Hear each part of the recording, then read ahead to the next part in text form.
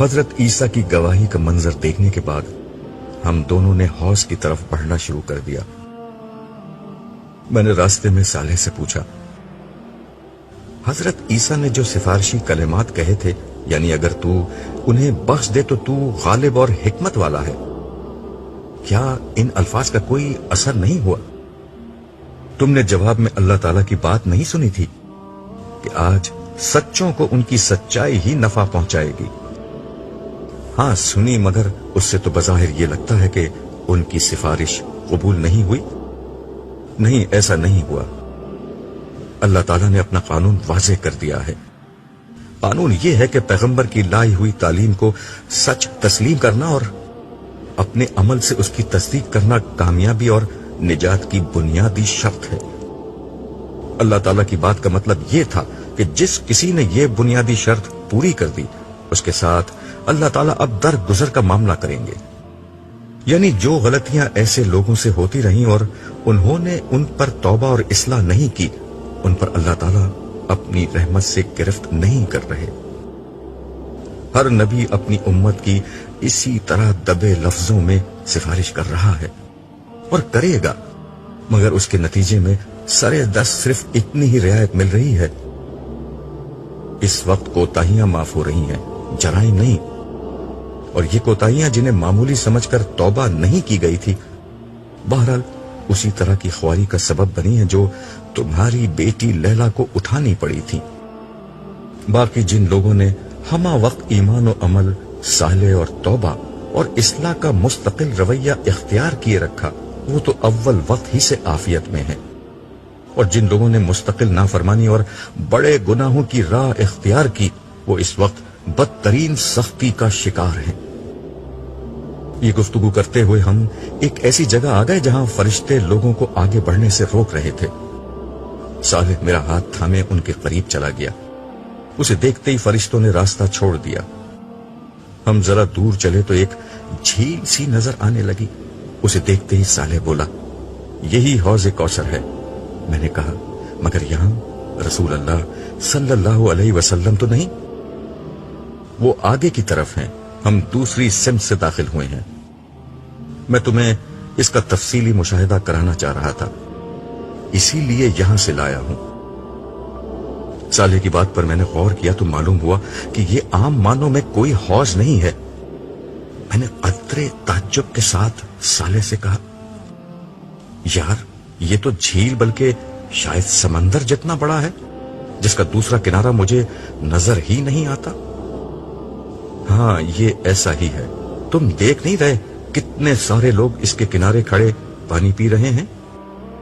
اگر کوئی چھوٹا موٹا حوض ہو تو فوراً ہی خالی ہو جائے گا۔ اس نے ٹھیک کہا تھا، یہاں ہر جگہ بہت سارے لوگ موجود تھے۔ ویسے پچھلی دنیا میں بھی رسول اللہ صلی اللہ علیہ وسلم کے ارشادات سے مجھے اندازہ تھا کہ یہ عام سا حوض نہیں ہوگا، بلکہ کوئی سمندر ہوگا۔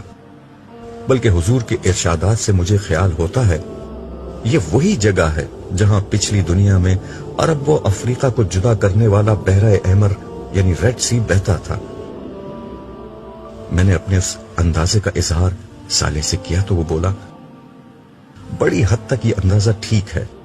زمین پھیل کر گرچہ بہت بڑی ہو چکی ہے، مگر یہ کم و بیش وہی جگہ ہے۔ اس کا مطلب ہے کہ میدان حشر سرزمین عرب میں برپا ہو رہا ہے۔ ہاں تمہارے اندازے ٹھیک ہیں۔ میں خاموشی سے سوچنے لگا، کیسا وقت تھا وہ جب دنیا آباد تھی۔ لوگ اس وقت دنیا کے ہنگاموں میں گم تھے۔ کاش انہیں اندازہ ہو جاتا کہ اصل دنیا تو موت کے بعد شروع ہونے والی ہے۔ اللہ تعالیٰ نے اپنے انبیاءوں کو بھیج کر پچھلی دنیا میں طرح طرح سے لوگوں کو سمجھایا، مگر لوگ مان کر ہی نہیں دیے۔ پھر اللہ نے ان انبیاء میں سے کچھ کو منصب رسالت پر فائز کر دیا۔ یہ رسول نہ صرف لوگوں کو صحیح راستے کی طرف بلاتے، بلکہ اس سے ایک قدم آگے بڑھ کر لوگوں کو متنبع کر دیتے کہ ان کی بات نہیں مانی گئی تو اللہ تعالیٰ قیامت سے قبل ہی اس قوم پر اپنا عذاب بھیج دے گا، جس سے صرف ماننے والے بچائے جائیں گے۔ چنانچہ قوم نوح، عاد، سمود، قوم لوط، قوم شعیب، آل فرعون اور خود قریش مکہ کے ساتھ یہی ہوا۔ ان اقوام کے رسولوں نے انہیں اللہ کے عذاب سے ڈرایا، مگر جب وہ نہ مانے تو قیامت سے قبل ہی دنیا میں انہیں عذاب دیا گیا۔ قوم سمود اور قوم شعیب کو ایک کڑک سے، قوم لوط کو پتھر والی ہوا سے اور کفار مکہ کو مومنوں کی تلواروں سے ختم کیا گیا، اور اہل ایمان کو بچا کر زمین کا اقتدار انہیں دے دیا گیا۔ اور کسے معلوم نہیں تھا کہ صحابہ کرام کو کس طرح چند برسوں میں دنیا کا حکمران بنا دیا گیا۔ یوں سزا و جزا کا ایک دنیاوی نمونہ اس طرح قائم کیا گیا کہ کوئی شخص بھی اس کا انکار کرنے کی طاقت نہیں رکھتا۔ پھر بھی لوگوں نے اس دن کی تیاری نہیں کی۔ سب سے بڑھ کر اسی مڈل ایسٹ کے علاقے میں جہاں آج حشر برپا ہے، 4000 برس تک آل ابراہیم کی شکل میں ایک قوم کے ساتھ مستقل سزا و جزا کا معاملہ کیا گیا۔ اولاد ابراہیم کی 2 شاخوں یعنی بنی اسماعیل اور بنی اسرائیل کے ساتھ اللہ کا قانون یہ رہا کہ اگر وہ فرما برداری کرتے تو خدا کی رحمت انہیں دنیا میں نوازتی، اور نافرمانی کرتے تو دنیا میں قومی حیثیت میں سزا پاتے۔ بنی اسرائیل کو اپنی تاریخ میں اپنے جرائم کی پاداش میں 2 دفعہ عظیم تباہیوں کا سامنا بطور سزا کرنا پڑا۔ ایک دفعہ عراق کے بادشاہ بخت نصر کے ہاتھوں اور دوسری دفعہ رومی جنرل ٹائٹس کے ہاتھوں ان پر تباہی نازل کی گئی۔ اسی طرح امت مسلمہ کو بھی ان کے جرائم کی بنا پر 2 دفعہ بڑے پیمانے پر سزا دی گئی۔ ایک دفعہ تاتاریوں کے ہاتھوں اور دوسری دفعہ یورپی اقوام کے ہاتھوں انہیں تباہی اور غلامی کی ذلت کا سامنا کرنا پڑا۔ اس سزا کے ساتھ جب کبھی وہ توبہ اور رجوع کرتے تو ان پر حکومت و انعامات کے دروازے کھل جاتے۔ اس کی ایک مثال وہ تھی جب تاتاریوں کے ہاتھوں مکمل تباہی کے بعد مسلمانوں نے ان تک اسلام کا پیغام پہنچایا تو تھوڑے ہی عرصے میں برباد شدہ مسلمان دوبارہ دنیا کی عظیم سپر پاور بن گئے۔ مگر افسوس کہ لوگوں نے سزا و جزا کے اس کھلے ہوئے معاملے کو دیکھ کر بھی قیامت کی سزا و جزا کی حقانیت کو سنجیدگی سے نہیں لیا۔ بے اختیار میرے منہ سے ایک ٹھنڈی آہ نکلی اور میں نے کہا، میرے رب تو نے سمجھانے میں کوئی کسر نہیں چھوڑی، مگر انسان بڑی ہی ڈھیٹ مخلوق تھا، اسی لیے اسے آج کا یہ تلخ دن دیکھنا پڑ رہا ہے۔ صالح نے میرا جملہ سن کر لمحہ بھر کے لیے مجھے دیکھا اور بولا، نہیں، ہر انسان ایسا نہیں تھا۔ دیکھ لو تمہارے ارد گرد حوض کوثر پر کتنے سارے لوگ ہیں۔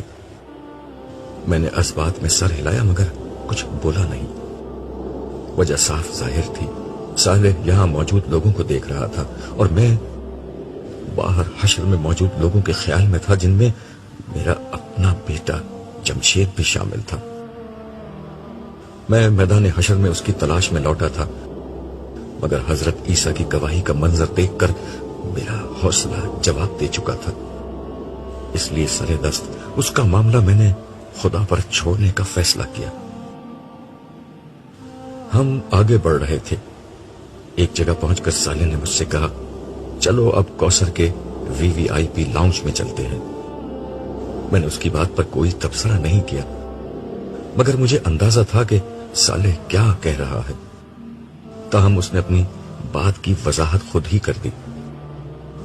آخرت کی کامیابی حاصل کرنے والوں کے 2 درجات ہیں، ایک وہ جنہوں نے دین کو فرائض و واجبات کے درجے میں اختیار کیا، بندوں اور خالق کے حقوق ادا کیے اور خدا کے ہر حکم کی پابندی کی، یہی لوگ جنت کی کامیابی حاصل کرنے والے ہیں۔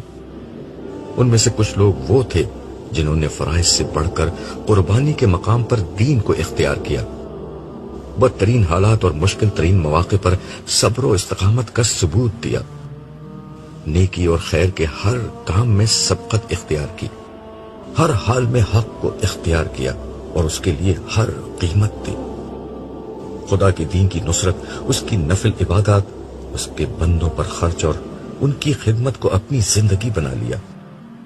یہی وہ لوگ ہیں جو آج آخرت کے دن VIPs میں شامل کیے جائیں گے۔ ان کی نعمتیں، ان کے درجات، خدا سے ان کا قرب اور ان کا مقام و مرتبہ ہر چیز عام جنتیوں سے کہیں زیادہ ہے. یہ ایسا ہی ہے جیسے دنیا میں ہر معاشرے میں ایک عوام الناس کی کلاس ہوتی ہے اور ایک اشرافیہ یعنی ایلیٹ اور ہائی جنٹری ہوا کرتی تھی. آج قیامت کے دن یہی ہو رہا تھا.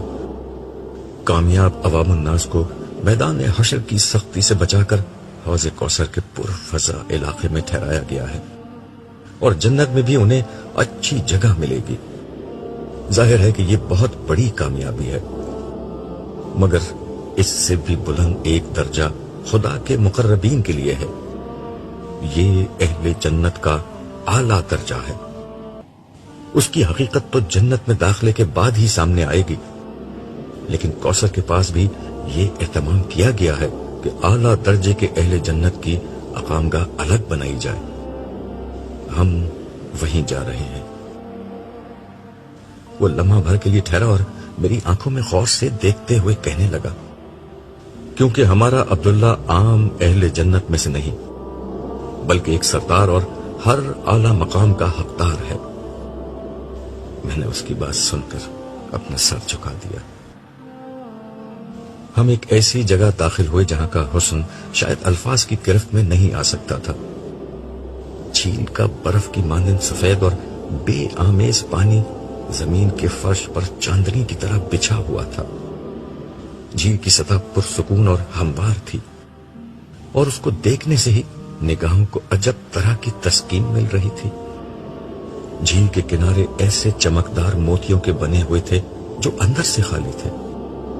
کنارے کے پاس انتہائی تبیز اور ملائم قالین بچھے ہوئے تھے جن پر چلتے ہوئے تلووں کو ناقابل بیان راحت مل رہی تھی. ان پر شاہانہ اور آرام دہ نشستیں موجود تھیں.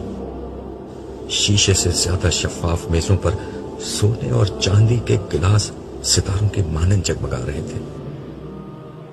جھیل سے ایسی مہک اٹھ رہی تھی جس سے مشام جہاں معطر ہو کر رہ گئے. میں نے ایک نشست سنبھالتے ہوئے سالے سے پوچھا، یہ اتنی اچھی خوشبو کہاں سے آ رہی ہے؟ حوض کی تہ میں جو مٹی ہے وہ دنیا کی کسی بھی خوشبو سے زیادہ معطر ہے. اسی کا یہ اثر ہے. سالے نے جھیل سے ایک گلاس بھرا اور میرے سامنے رکھتے ہوئے کہا، مزے کرو. میں نے ایک گھونٹ لیا.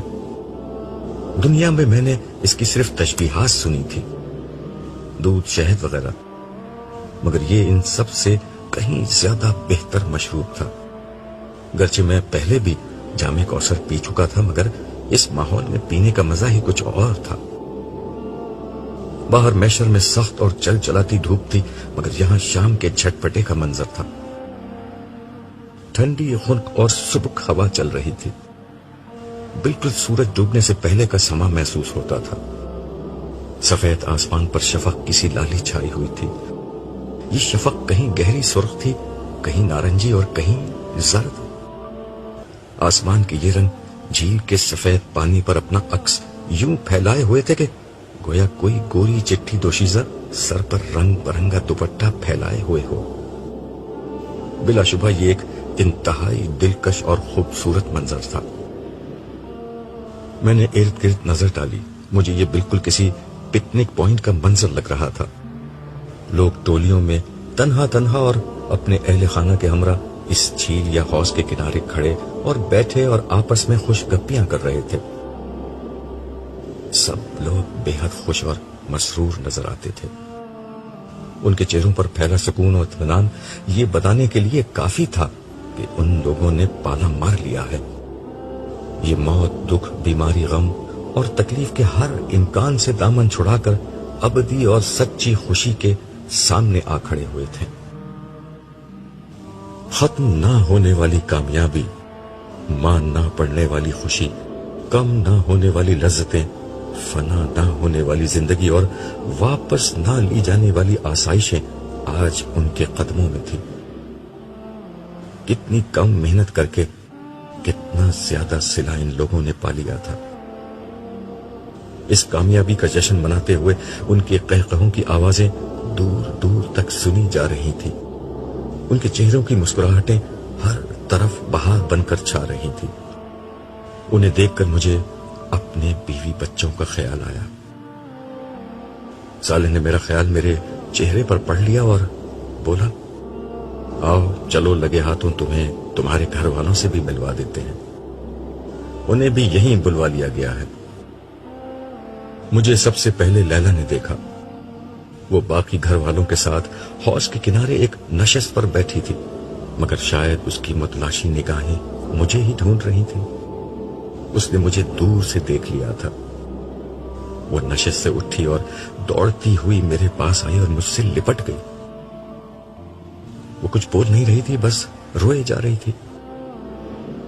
میں دیر تک اس کا کندھا تھپکتا رہا، پھر میں نے اسے خود سے جدا کیا اور اس کی شکل دیکھنے لگا۔ میں نے آخری دفعہ جب اسے میدان حشر میں دیکھا تھا تو وہ وہاں بہت بدحال تھی، مگر اب میری بیٹی پریوں کی مانند حسین لگ رہی تھی۔ اسے یوں دیکھ کر میں نے بے اختیار اللہ تعالیٰ کی اس رحمت کا شکر ادا کیا جس کی بنا پر آج وہ مجھ سے آ ملی تھی۔ میں نے اس سے کہا، لیلا، مصیبت اور تکلیف کے دن ختم، اب خوشی اور راحت ہمیشہ تمہارا مقدر رہے گی۔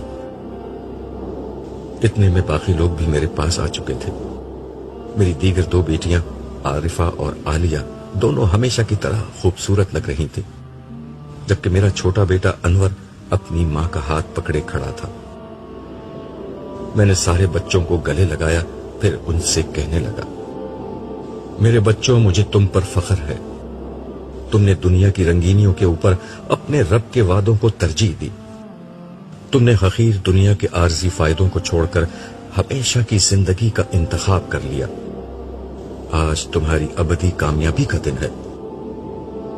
آؤ اس دن کی کامیابی کا آغاز جام کوثر ایک ساتھ پی کر کریں۔ یہ کہتے ہوئے میں قریبی موجود ایک نشست پر بیٹھ گیا۔ باقی لوگ بھی میرے ارد گرد بیٹھ گئے۔ میں نے بیٹھتے ہی لیلا سے کہا، بیٹا میں تمہاری روداد سننا چاہتا ہوں، مگر پہلے انور، عالیہ، عارفہ، تم بتاؤ، تم لوگ خیریت سے اپنی ماں تک پہنچ گئے تھے؟ تینوں نے ایک ہی جواب دیا کہ وہ اول وقت ہی سے محفوظ تھے اور مختلف فرشتوں نے روز حشر کے آغاز ہی پر انہیں بحفاظت عرش کے سائے تلے پہنچا دیا تھا۔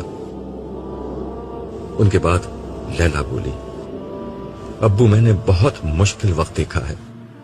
میں سور کی آواز سن کر جب قبر سے نکلی تو عجیب وحشت کا عالم تھا۔ سب لوگ ایک ہی سمت بھاگے جا رہے تھے۔ اس وقت کسی کے جسم پر بھی کپڑے نہیں تھے، مگر خوف، دہشت اور پریشانی کا عالم یہ تھا کہ کوئی کسی کو نہ دیکھ رہا تھا اور نہ کسی کو اپنی بے حجابی کی پرواہ تھی۔ میں نے آپ سب لوگوں کو بہت تلاش کیا، مگر آپ لوگوں کا کوئی اتا پتہ نہ تھا۔ لاچار ہو کر میں بھی اسی سمت دوڑنے لگی جس سمت سب لوگ بھاگے جا رہے تھے۔ خبر نہیں اس حال میں مجھے چلتے چلتے کتنا وقت گزر گیا۔ لگتا تھا کہ ہر کسی کو ایک منزل پر پہنچنے کا جنون سوار ہے۔ لوگ دہشت زدہ تھے، پریشان تھے، مگر مجبور تھے کہ ایک ہی سمت بھاگتے چلے جائیں۔ میں نے اس کی بات کاٹ کر کہا، یہ سور اسرافیل کا اثر تھا کہ ہر شخص میدان حشر کی طرف دوڑنے پر خود کو مجبور پاتا تھا۔ لوگ دنیا کے کسی حصے میں بھی تھے، مگر سب کا رخ ایک ہی سمت کر دیا گیا تھا۔ جی ہاں ابو، آپ ٹھیک کہہ رہے ہیں، سب لوگ ایک ہی سمت میں جا رہے تھے۔ چلتے چلتے میرے پاؤں میں چھالے پڑ گئے، ان سے خون نکلنے لگا۔ تھکن سے جسم ٹوٹ رہا تھا، مگر اندر کوئی چیز تھی جو رکنے نہیں دیتی تھی۔ پیاس کے مارے حالت خراب تھی، مگر پانی کا قطرہ تک کہیں نہیں ملا۔ بلا کی گرمی تھی، مگر کہیں کوئی درخت اور سایہ نہ تھا۔ ابو سارے راستے سوائے چٹیل میدان کے کچھ نہیں ملا۔ پہاڑ، دریا، سمندر، درخت، کھائی، غرس، نہ کوئی نشیب تھا نہ فراز۔ کیا بتاؤں کیسا اذیت ناک سفر تھا۔ دنیا ہوتی تو میں تھک کر گر جاتی، مر جاتی، مگر یہاں تو نہ گرنا نصیب میں تھا نہ مرنا۔ ناچار دوڑتی رہی۔ پھر کیا ہوا؟ انور نے تعصف آمیز لہجے میں دریافت کیا۔ اسی طرح چلتے چلتے نہ جانے کتنے عرصے میں میدان حشر تک آ پہنچی۔ مگر یہاں ایک دوسری مصیبت انتظار کر رہی تھی. ہر جگہ عجیب خوفناک فرشتے گھوم رہے تھے. ان کی شکل دیکھ کر ہی ڈر لگ رہا تھا. میرے ساتھ تو انہوں نے کچھ نہیں کیا مگر دوسروں کو وہ بے دردی سے مار رہے تھے. مگر مار پیٹ کا یہ منظر دیکھ کر ہی میری جان نکلی جا رہی تھی. آسماں تمہیں کہاں ملی؟ میں نے دریافت کیا. وہ بھی میدان حشر میں مجھے ایک جگہ روتی پلکتی مل گئی. ابو وہ بڑے ناز و نعم میں پلی ہوئی لڑکی تھی. اس کی حالت دیکھ کر تو میں اپنی پریشانی بھول گئی. اس کے بعد ہم دونوں ساتھ ساتھ رہے کہ کچھ حوصلہ بلند رہے. مگر آپ سے ملنے کے بعد اس کا حوصلہ اور نجات کی امید بالکل دم توڑ گئی. عالیہ نے پوچھا، آخری دفعہ وہ تمہیں کہاں ملی تھی؟ جب سجدے کا حکم ہوا تھا میں سجدے میں چلی گئی. اس وقت وہ میرے برابر میں تھی مگر وہ سجدے میں نہیں جا سکی. وہ دنیا میں ہمیشہ یہی کہتی تھی کہ اللہ کو ہماری عبادت، ہماری نماز کی کوئی ضرورت نہیں. اگر ہے بھی تو وہ بہت معاف کرنے والا ہے، وہ ہمیں بھی معاف کر دے گا. وہ روزہ یہ کہہ کر چھوڑتی تھی کہ میری خوبصورت جلد خراب ہو جائے گی. تم سجدے سے اٹھی تو وہ کہاں تھی؟ عارفہ نے پوچھا. وہ میرے برابر ہی میں تھی مگر جب اللہ تعالیٰ نے حکم دیا کہ ہر 1000 میں سے 999 لوگوں کو الگ کیا جائے تو فرشتے اسے گھسیٹتے ہوئے میرے پاس سے لے گئے. پھر مجھے حساب کتاب کے لیے اللہ تعالیٰ کے حضور پیش کر دیا گیا. وہاں کیا ہوا؟ اس دفعہ نائمہ نے دریافت کیا. مجھے تو لگ رہا تھا کہ اب اللہ تعالیٰ میری نامہ اعمال میرے بائیں ہاتھ میں پکڑا کر مجھے عذاب کے فرشتوں کے حوالے کر دیں گے. مگر میں قربان جاؤں اپنے رب کی رحمت کے، اس نے بڑا کرم کیا. مجھ سے ایمان، عبادات کے متعلق سوالات ہوئے. میں نے بتا دیا کہ میں ہر بات پر ایمان رکھتی تھی اور ساری عبادات بھی کرتی تھی. ہر موٹے موٹے اخلاقی معاملات، صلہ رحمی اور حقوق العباد کا سوال ہوا. میں نے ان کا جواب بھی دے دیا. اس کے بعد مجھے یہ اندیشہ ہوا کہ اللہ تعالیٰ عام زندگی میں کی جانے والی نافرمانی اور گناہوں سے متعلق متعین سوال نہ کر لیں. لیکن اس کے بعد انہوں نے مجھ سے کوئی سوال ہی نہیں کیا. اس پر میں نے کہا، لیلا بیٹا، اگر اللہ تعالیٰ تم سے اگلا سوال کر لیتے تو تم ماری جاتی. وہ جس کو معاف کرنے کا فیصلہ کر دیتے ہیں اس سے کوئی ایسا سوال نہیں کرتے جس کا جواب نفی میں آنا یقینی ہو. یہ کام صرف ان لوگوں کے ساتھ ہونا ہے جن کو پکڑنا مقصود ہوتا ہے. انہوں نے تم سے صرف وہ پوچھا جس کا صحیح جواب تمہارے نامہ اعمال میں موجود تھا. باقی تمہارے گناہ گرچہ نامہ اعمال میں موجود تھے مگر انہوں نے جان بوجھ کر نظر انداز کر دیے. ہاں ابو، انہوں نے ایک بات مجھ سے آخر میں کہی تھی، وہ یہ کہ تم عبداللہ کی بیٹی ہو، تمہیں تو اس کے ساتھ ہی ہونا چاہیے. اس کے بعد انہوں نے فرشتوں سے کہا کہ اس کا نامہ اعمال دائیں ہاتھ میں دے کر اس کو اس کے گھر والوں کے پاس بھیج دو. اس وقت میری خوشی کا جو عالم تھا میں اسے بیان نہیں کر سکتی. صالح جو میرے برابر ہی میں بیٹھا تھا اس کی بات سن کر کہنے لگا، تمہاری بخشش عبداللہ کی وجہ سے نہیں ہوئی ہے، البتہ تمہارے درجات تمہارے والد کی وجہ سے بلند ہو گئے ہیں.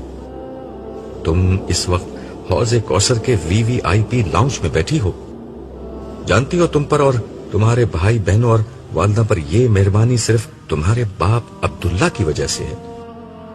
یہ اللہ تعالیٰ کی خصوصی عنایت ہے کہ کامیاب لوگوں میں سے جس شخص کا درجہ سب سے بلند ہوگا اس کے قریبی اعضاء کو اللہ تعالیٰ اس کے ساتھ جمع کر دیں گے. اس پر عالیہ نے کہا، جب بھی ہم بھائی بہنوں کے خاندانوں کے کسی فرد کو یہاں آنے کی اجازت نہیں ملی، صرف ہم بہن بھائیوں اور امی کو فرشتوں نے یہاں آنے دیا ہے. باقی لوگ بھی یہاں ہیں مگر انہیں پیچھے ٹھہرایا گیا ہے. یہ سن کر نائمہ کے چہرے پر کرب کے گہرے آثار طاری ہو گئے. اس کے اندر کی ماں بولی سوائے جمشید کے. یہ بات سن کر ایک خاموشی چھا گئی. آخر انور نے خاموشی کے اس پردے کو یہ کہہ کر توڑا، ابو مجھے تو آپ کے استاد فرحان صاحب کی اس تحریر نے بچا لیا جو میں نے آپ سے اکثر سنی تھی، اس تحریر کو میں نے اپنی زندگی بنا لیا تھا۔ عارفہ بولی، بھائی وہ تحریر کیا تھی؟ ہمیں بھی سناؤ۔ انور نے آنکھیں بند کی اور بولنے لگا، ہمارے دور کے مصلحین لوگوں کے اندر سے ترقی کی اس فطری خواہش کو ختم کرنا چاہتے ہیں، جبکہ خدا ایسا نہیں کرتا۔ وہ یہ چاہتا ہے کہ اس کی خواہش کا رخ دنیا کے بجائے آخرت کی طرف مڑ جائے۔ دنیا کی اشرافیہ اور اہل ثروت گروہ میں شامل ہونے کے بجائے لوگوں میں یہ خواہش پیدا ہو جائے کہ وہ خدا کے مقربین اور جنت کی اشرافیہ میں شامل ہوں۔ آپ پورے قرآن کی دعوت پڑھ لیں، وہ اس کے سوا انسان میں کوئی ذہن پیدا نہیں کرنا چاہتا۔ قرآن کے اولین مخاطبین صحابہ کرام اسی ذہن کے حامل ہستیاں تھیں۔ ابو بکر و عمر کا انفاق، عبد الرحمن و عثمان کی سخاوت اور علی و ابو ذر کی سادگی آخرت پر اسی ایمان کے مختلف مظاہر تھے۔ آخرت پر ایمان آدمی میں جو تبدیلی لاتا ہے، اسے سمجھنے کے لیے قرآن کی اس آیت کو ملاحظہ فرمائیے۔ تم لوگوں کو جو کچھ بھی دیا گیا ہے وہ محض دنیا کی زندگی کا سامان اور اس کی زینت ہے، اور جو کچھ اللہ کے پاس ہے وہ اس سے بہتر اور باقی تر ہے۔ کیا تم لوگ عقل سے کام نہیں لیتے؟ بھلا وہ شخص جس سے ہم نے اچھا وعدہ کیا ہو اور وہ اسے پانے والا بھی ہو، کبھی اس شخص کی طرح ہو سکتا ہے جسے ہم نے صرف حیات دنیا کا سر و سامان دے دیا ہو، اور پھر وہ قیامت کے دن سزا کے لیے پیش کیا جانے والا ہو؟ القصص 60 تا 61۔ آپ اندازہ کریں، جس شخص کے دل میں صرف اس ایک آیت پر پکا یقین ہو، اس کی زندگی کس طرح گزرے گی۔ ایسا شخص مال کماتے وقت خدا کی اس نافرمانی کا خطرہ نہیں مول لے سکتا جس کا نتیجہ جہنم کی آگ ہے۔ اس کے مال کا بہترین مصرف اپنی ضروریات پوری کر کے آخرت کی ابدی اور زیادہ بہتر زندگی کی آزمائش و زیبائش ہوگی۔ وہ دنیا میں کسی بھی نعمت کے حصول کے لیے آخرت کو کبھی خطرے میں نہیں ڈالے گا۔ وہ دنیا کے گھر سے پہلے آخرت کے گھر کی فکر کرے گا، اور دنیا کی گاڑی سے پہلے آخرت کی سواری کی سوچے گا۔ اخلاق باختہ عورتوں کے اریاں اور نیم اریاں وجود پر نگاہ ڈالنے کی وقتی لذت کے لیے وہ ان حوروں سے محرومی گوارا نہیں کرے گا جن کا چاند چہرہ، حسن دلکش اور ابدی شباب کبھی نہیں ڈھلے گا۔ گھر والوں کی ضروریات اور خواہشات اسے کبھی کسی ایسے راستے پر نہیں لے جا سکتی جو آخرکار جہنم کی دہلیز تک جا پہنچتا ہو۔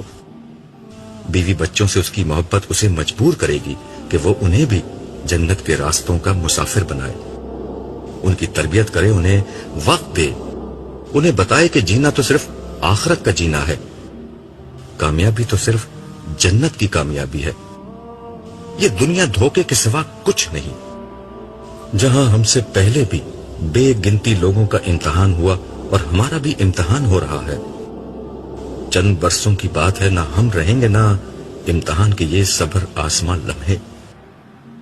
کچھ ہوگا تو خدا کی رحمت ہوگی، اس کی جنت ہوگی، ختم نہ ہونے والی نعمتیں ہوں گی، عزت و اکرام کی رفتیں ہوں گی، لہجوں میں وقار ہوگا، چہروں پر نکھار ہوگا، صالحین کی پاکیزہ قربت ہوگی، دوست احباب کی پر لطف صحبت ہوگی، ہیرے جواہرات کے محلات ہوں گے، مشک و عنبر کے باغات ہوں گے، سندر و حریر کی آرائش ہوگی، یاقوت و مرجان کی زیبائش ہوگی، دودھ اور شہد کی نہریں ہوں گی، مائے مصفہ کی لہریں ہوں گی، سونے چاندی کے شجر ہوں گے، آب و شراب کے ساغر ہوں گے، فرشتوں کے سلام ہوں گے، مرغ و ماہی کے طعام ہوں گے، غرض عیش و سرور اور حور و خطام کی یہ ابدی دنیا، آب و شراب اور قصر خیام کی یہ ابدی دنیا، جاہ و حشم اور لذت و انعام کی یہ ابدی دنیا، چین و سکون اور لطف و اکرام کی یہ ابدی دنیا، وہ دنیا ہوگی جہاں کوئی دکھ نہ ہوگا، کوئی غم نہ ہوگا، کوئی مایوسی نہ ہوگی، کوئی پچھتاوا نہ ہوگا، کوئی محرومی نہ ہوگی، کوئی محدودیت نہ ہوگی۔ بد نصیب وہ نہیں جسے فانی دنیا نہیں ملی، بدنصیب وہ ہے جسے یہ ابدی دنیا نہیں ملی۔ اس آخری بات پر انور کی آواز بھرا گئی۔